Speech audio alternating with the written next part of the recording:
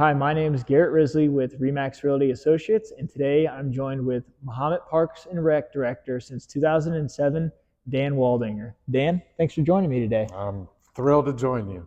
All right, so you've been in the role, like I said, since 2007, but before that, what kind of education or job experiences did you have that kind of led directly into this role? Sure. Yeah, so I graduated from the University of Illinois. Okay. At that time, the department was called Leisure Studies, All right. which was a really tough sell to my parents. Sure. When I announced Love what that. my major was, they were Yeah. like, "Are you serious? We're sending you off to U of I to get a Leisure Studies." So luckily, they've changed it to Recreation, Sport, and Tourism. Okay. Because I think they heard a lot of flack about the title Leisure Studies. So Yeah, you and Billy Madison, right? basically, Yeah. Okay. yeah. So that was good in job interviews to go ahead and upgrade that language as well. Sure. So yeah, graduated from U of I. I floated around, kind of struggled finding a job right away. That was a fit. I met my wife in college, Christine. Yep.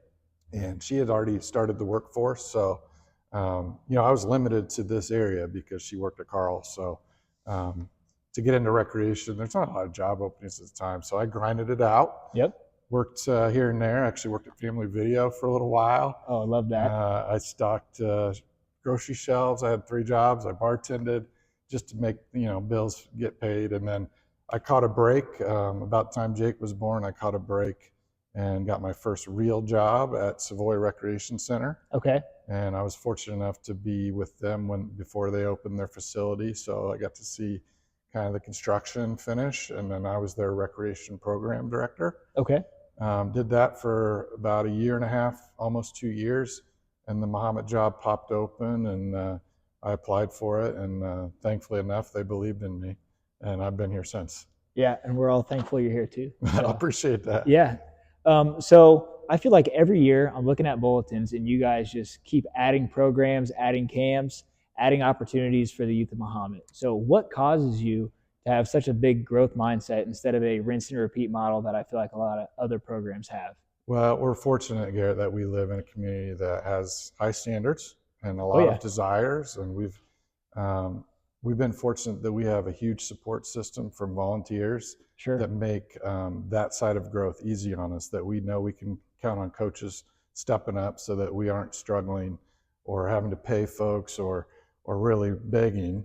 So they make the life easier so that people like Denise, our recreation manager, can spend more time in looking at other opportunities to grow.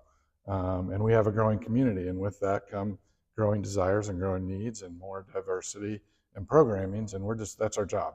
We look at it, that's our job, to really meet the demands and the quality of life improvements that people want. So 90% of the credit goes to the support of our board of trustees, but 90% really goes to Denise Heiser, our recreation manager, who without her, we didn't have a recreation manager when I first got here, but fortunately we were able to grow into a spot where we could afford full-time staff, and we've added 3 since I've started, full-timers, and they can really focus on that delivery and expansion where we were just stretched so thin that we couldn't do it. So it takes a whole village, but that's kind of our mindset.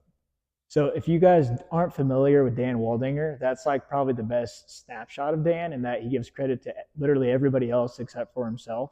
So that's exactly what I expected. Well, thank you. I don't know about that, but that really, Denise is responsible for the growth. That's part of her job. She does a great job. Okay. But it's a total team effort for sure. Got it. So one of your latest projects was adding that splash pad to Barber Park. Yeah. So do you guys have any new additions for that pad, or do you have any new completely separate projects that are currently underway? Yeah, I mean, that's been one of the greatest things we've done in my tenure as a community. It's been so well received.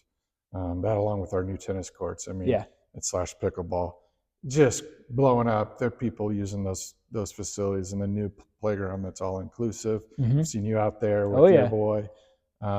It gets, even yesterday or Monday when it was 65, I mean, that place was packed. We were there. Yeah. We were there. It was fantastic. Awesome. It was awesome. Yeah. So that's part of that growth mindset, and that it allows me to focus more on projects when we have great staff like Ethan and Dennis and Lee and Denise to handle everything else, I can try to really focus on meeting the needs from a project standpoint. So Great.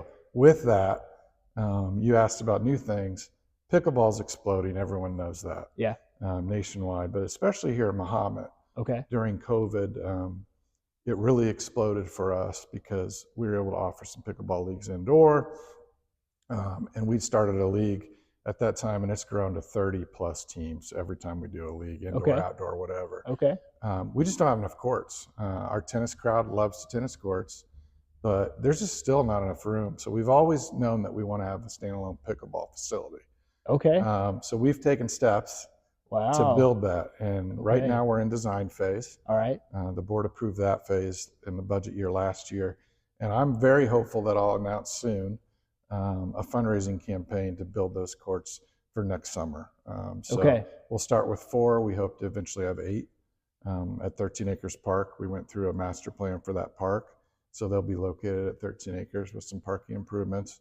Wow. No fields will be affected. That's fine. So that's what I'm most excited about. So summer of 2026, pickleball in Mahomet. That's my goal. We're going to need all hands on deck for that. We're going to need a fundraising initiative, which we'll add a link to your post at that time when we post it for anyone that wants to support that and give towards that project. That's great news. Yeah. Good for you. Yeah. You build it, they'll come. They'll come. We found that out of the tennis. Good for you. I'm excited about that personally myself. Yes. Thank you.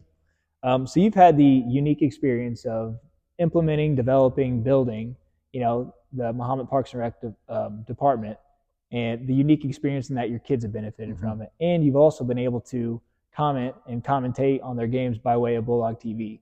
So what's it meant for you to be able to fill that role for both Jake and Kylie? I'm very blessed and grateful that I was put in a position to be able to do that. It's a obviously unique perspective. Yep. To be able to directly impact your own kids, recreation.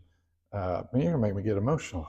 They're great. It's easy when they're good kids, right? Well, if they weren't, it was like they have their moments. Drive them to every camp was always a bear. No, they're it's great. A grind. Yeah, they're great. But yeah, they're good kids. We're proud of them, but they have their moments. But certainly, to know what you're doing directly impacts their life is awesome. But also their friends and the whole. You meet. What's great about the rec program, and you're gonna find this out when you start getting involved, is that's where you meet your friends too as adults. People that you didn't know exist will be your best friends because you're going to be tangled up with them for all them rec games, and you're going to be sharing rides. So having an impact on families, not just my kids, but being in the grind, you understand some of the things that you can improve on just by default because you're there and you're in the midst of it, coaching or whatever you're doing. So it's easy to have a improvement. You're not sitting afar. So been pretty blessed with that. Just having that ability. It's just been sheer luck that I've been in that position. So it's been awesome. Okay. Thank you. So shifting gears now to Bulldog TV. For those of you that are watching that know Dan's voice, maybe you've never seen him really, but how did that come about? How did you get, roped in, or how were you provided the opportunity to be on Bulldog TV? Yeah, that's a great question. So Ryan Heiser was kind of one of the first, well, Nick DiFilippo kind of started Bulldog TV. To give you a little tiny history. Go for it. He kind of started it, and him and Nathan Seal kind of did some games here and there, and then he evolved, and then they roped in Darwin Boston for a little while. Yeah. Darwin roped in Ryan. I think this is accurate. I might some be a little off. Some big names you're throwing out there. Yeah. I might be a little off. Who's who? And then Ryan kind of was the man, and I'm great friends with Ryan, and he just happened to be short one night, and he said, "Hey, you want to do football or basketball?" I don't remember. It was basketball, and it was the year. I don't remember the key players, but we had a great basketball team, and I don't remember the player. They've all been great, but I had so much fun, and we had so much fun together that I got roped in naturally. Sure. I was like, I don't think I'm gonna like that, but I loved it. It was so much fun.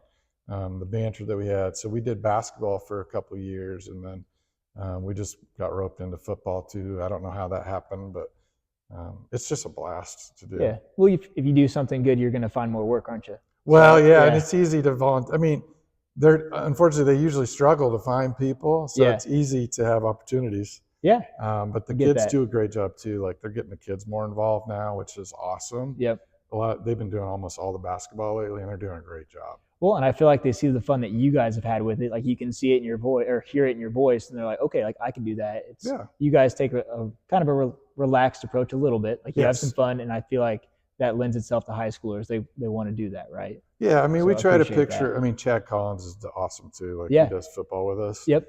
And we try to think of it as like we're on the couch at home. Yeah. And just having fun. Yeah. So watching a game. Before a game, are you guys doing any research, or is it for the most part like we look through the roster, kind of see some stats? Like what does that look like on a week-to-week basis for football season? This is a great. I'm glad you asked this because this is my opportunity to 100% give credit to Chad Collins. Sure. I would like to think that I go into things prepared. I do not. Okay. This guy, he analyzes everything. You can actually Coach Atkins about it. Like, okay, he does game notes. He preps so well that I just show up. That's great. I know Chad's got it. He's got all the things. So I got to give him all the credit. Good. Now, when Jake was going through, I definitely had some access to some game film. Yeah.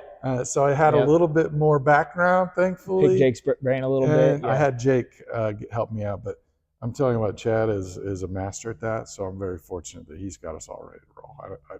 Okay. I love it. I love it. So is there any like specific game or moment that you can recall that you were like, wow, I'm so happy that I was able to commentate that game, or maybe you lost yourself in the game and you forgot that you're even supposed to be commenting and you're just like yelling at the game?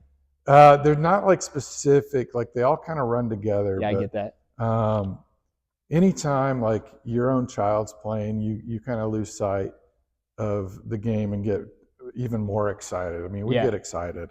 Yep. But when there's a pick, like when Jake would get a pick or something, you get excited Sure. more so because it's your kid. Yeah. But all his buddies too, like I knew them and watched them. So I get that. Everything that Brandon Hauser makes a big play, like, man, I've seen him grow up. So you're more excited when you've seen him grow up. But yeah, very cool. There was a lot of great basketball moments too. Yeah. When my kids aren't involved that were fun, but they all run together.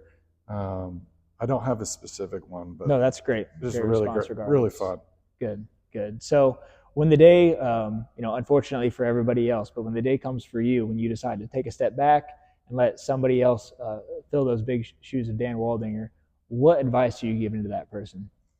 Man, don't sweat the small stuff. This too shall pass, because in public service, you've said this many times yourself, leaders are lonely sometimes, especially in the world of social media. And, you're in the spotlight a lot, even in a small town like Mahomet.